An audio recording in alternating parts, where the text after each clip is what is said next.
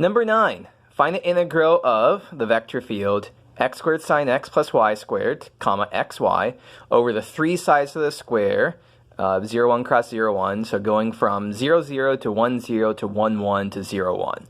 So, it doesn't take too much to realize that this is going to be a Green's theorem question, but the special case of Green's theorem where we have to patch things up. So let's see what's going on. So we are going from 0, 0 to, make sure we're going in the correct orientation, 0, 0 to 0 to 1, 0 to 1, 1 to 0, 1. So let's call that C here. So note, this is oriented counterclockwise, the direction that we want it to be oriented in, but it's not a closed loop. So how do we take care of that? We close it up by C1, and so then we can apply Green's theorem in this case after we close it up. So the calculation is going to look like the line integral over, oops, that's just supposed to be a C of f dot dr plus the line integral over C1 of f dot dr is equal to the triple integral over, we'll call that d here, over d of df2 dx minus df1 dy dA. Okay, so we're going to exchange doing 3 vector line integrals for 1 vector line integral and 1 double integral. And hopefully those calculations will be relatively easy for us. Okay, I'm going to start by calculating out the vector line integral over C1. So R of t, we need to parameterize from 0, 1 to 0, 0. So x is staying constant at 0. 1 minus t will do the trick with t running from 0 to 1. So let's check, sanity check. When t is 0, we get 0, 1 right here. When t is 1, we get 0, 0 down here. So this is what we want. R prime of t is 0 minus 1. Now we have to do f of r of t. I haven't bothered to write down. Maybe now's a good time. What is our vector field? That x squared sine x plus y squared, xy. X squared sine x plus y squared, xy. So when we do f of r of t, plug this in, plug 0 in for x and 1 minus t in for y. So 0 squared times 0 is that, plus 1 minus t squared, comma, 0 times 1 minus t. And now we do f of r of t dot product r prime of t, and we see that we get 0 times who cares plus minus 1 times 0. 0 plus 0 is equal to 0.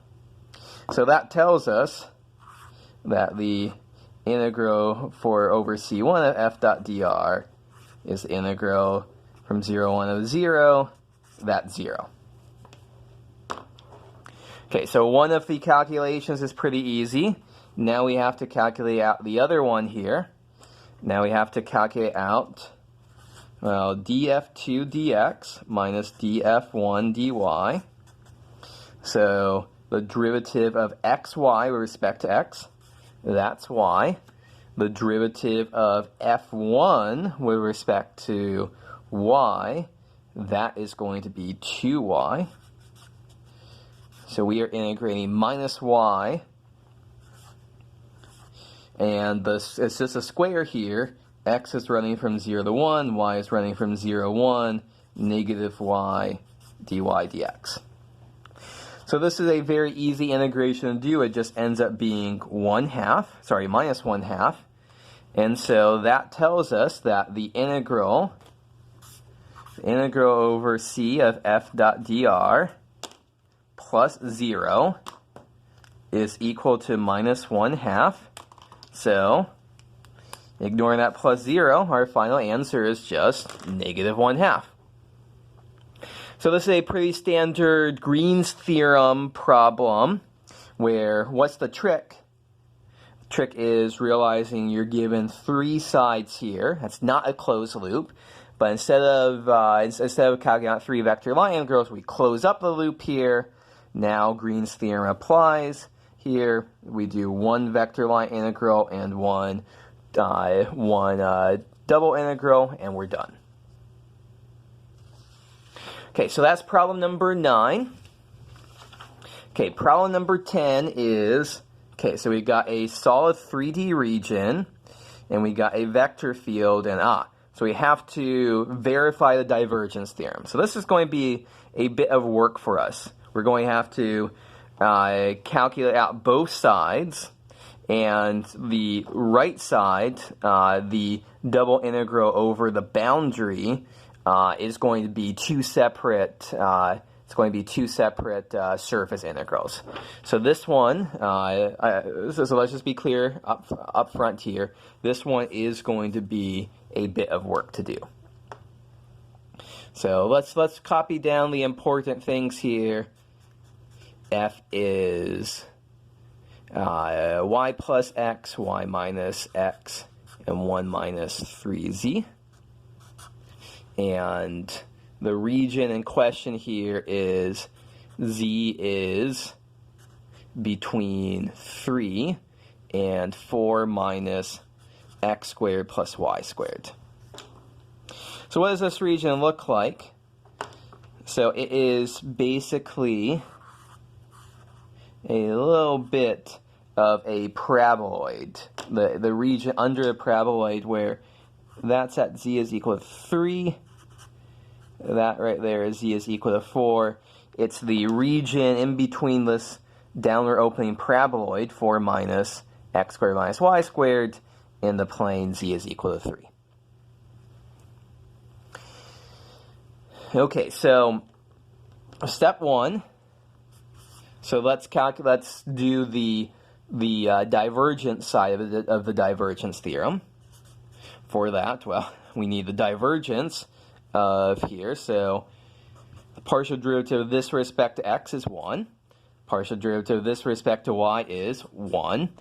Partial derivative of this with respect to z is minus 3. So we are integrating minus 1 here. What are the bounds? So this is going to be we're going to do this in cylindrical coordinates. It's going to be the name of the game here. So how can we tell that's going on? So z is, when we're trying to figure out our bounds here, between 3 and 4 minus, we see an x squared plus y squared, that's r squared. Now we're seeing that we're making a full loop around the circle. Theta is 0 to 2 pi. Now finally, how big can r get here? Well, the key thing here to figure out our bounds in r are, we get rid of the middleman. We say here we need 3 to be less than or equal to 4 minus r squared, which rearranging this is r squared is less than or equal to 1. So we see that the biggest r can be here is 1. We're doing a triple integral in cylindrical coordinates. So theta running from 0 to 2 pi, r running from 0 to 1, z running from 3 to 4 minus r squared.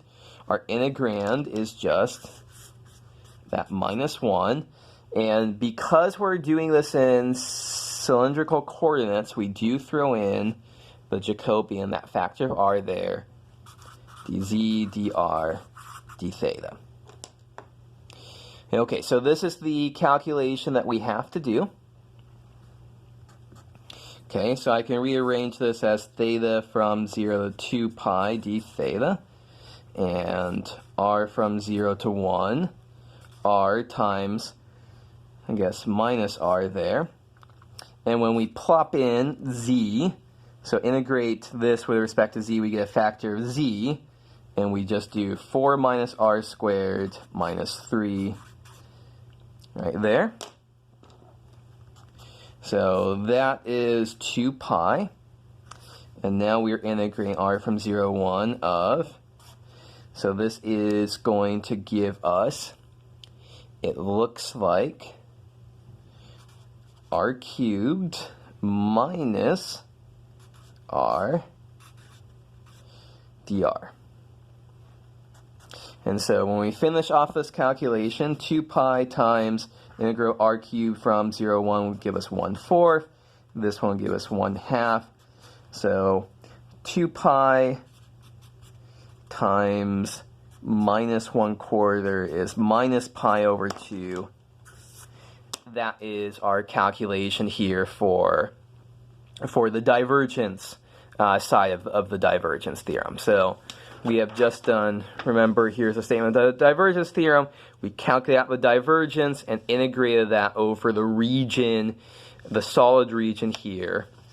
That's what we just have done. Okay, so we want to verify this, so it means there's a part 2 coming up. And so part 2 is going to be the surface integrals. So once again, the region we're integrating over looks something like this. So there's 2 separate parts. So part 1 we're going to have to integrate over the floor of this. Part 2 is over the top of that paraboloid. Okay, so let's take this in turn. Let's do the bottom. So this is what's going on here at the bottom. We can parameterize this g of xy as x comma y comma 3. This is, we can say this is the graph of a function where the function z is the constant function 3 here. So x comma y comma 3, that's our parameterization. For our normal vector, so I'm going to have to change this in just a second, but here's our initial answer. We're just using here the formula for the normal vector for the graph of a function. This is negative partial derivative of this with respect to x, negative partial derivative of this with respect to I. Those are both 0, 1. But there's a catch here. And what's the catch? This is the bottom here, and by the divergence theorem, it's assumed that we need the normal vector to be pointing outwards from our surface. So pointing outwards from the bottom means pointing down. And so we don't want 0, 0, 1. That would be pointing up.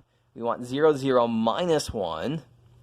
We want 0, 0, minus 1 to be our normal vector here. Okay, so now we've got our normal vector right. We need, so do f of g of x, y. So basically that just consists of, here is f, x and y stay the same, z gets replaced with 3. So y plus x, y minus x, 1 minus 3 times 3 is y plus x, y minus x, and minus 8. Of course, we don't just need this, we need a dot product of it with the normal vector. 0 times who cares plus 0 times who cares plus minus 1 times minus 8 is plus 8. And so now the integral we have to do for our vector surface integral is we are integrating x over the region here, that this region it corresponds to from before, r squared is less than or equal to 1, that's corresponding to x squared plus y squared is less than or equal to 1. And so we could convert the polar coordinates to do this integral. It's easier to just say this is 8 times the area of the circle, and that circle is area pi times r squared. Pi, r is 1. So that calculation is just 8 pi.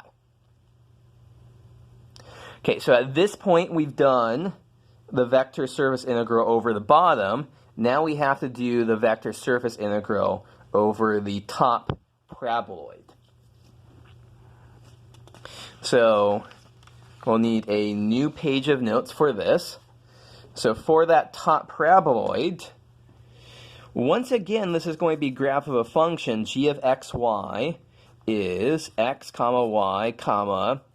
So this is going to be 4 minus x squared plus y squared.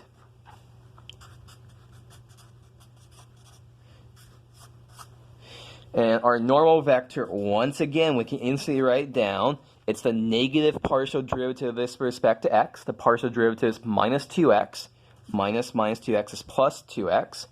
Similarly, we get plus 2y, comma 1. The z component here is positive, so that means it's oriented upwards, which is the direction. That is the direction we want here, so that's good. F of g of xy. So once again, we leave x and y alone. Y plus x, y minus x. 1 minus 3 times z is now 4 minus x squared minus y squared. So this is y plus x, y minus x. 1 minus 12, so that's minus 11.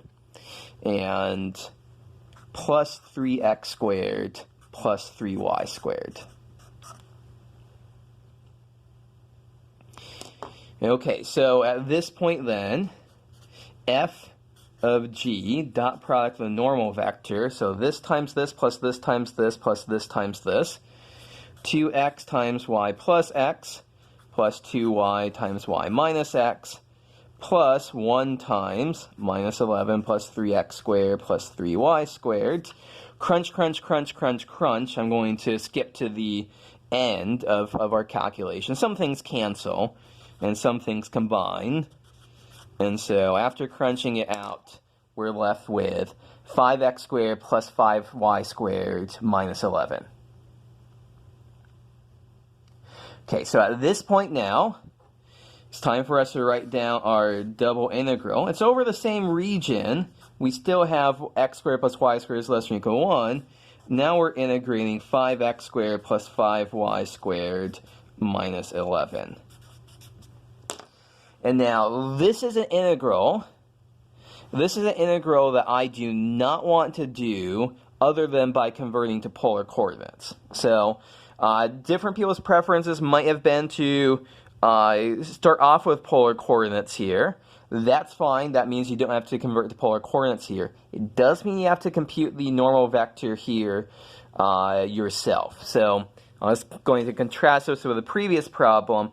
This was a constant here, so we did not have to convert to polar coordinates. We could just say it's the constant times the area of the circle.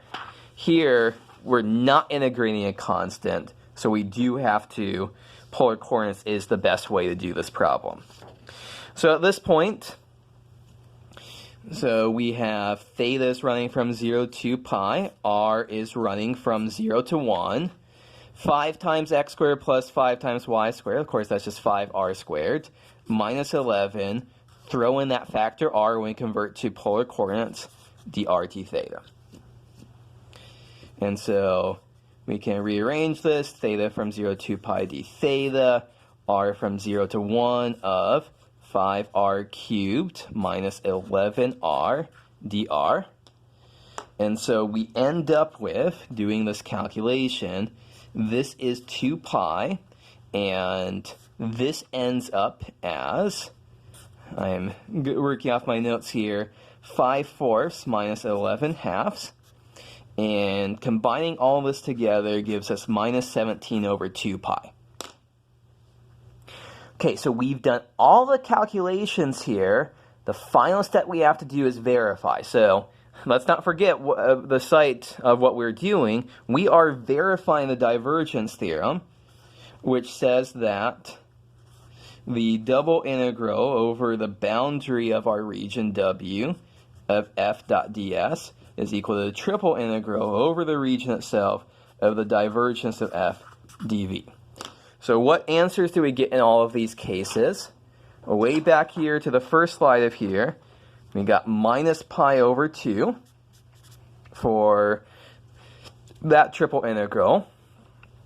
Up here we see that, so this we broke up as two separate vector surface integrals. One of them minus 17 over 2 pi. And the other one, call back to here, is 8 pi. And sure enough, 8 pi minus, this is negative 8.5 pi, is in fact minus pi over 2. So we have verified and we are done.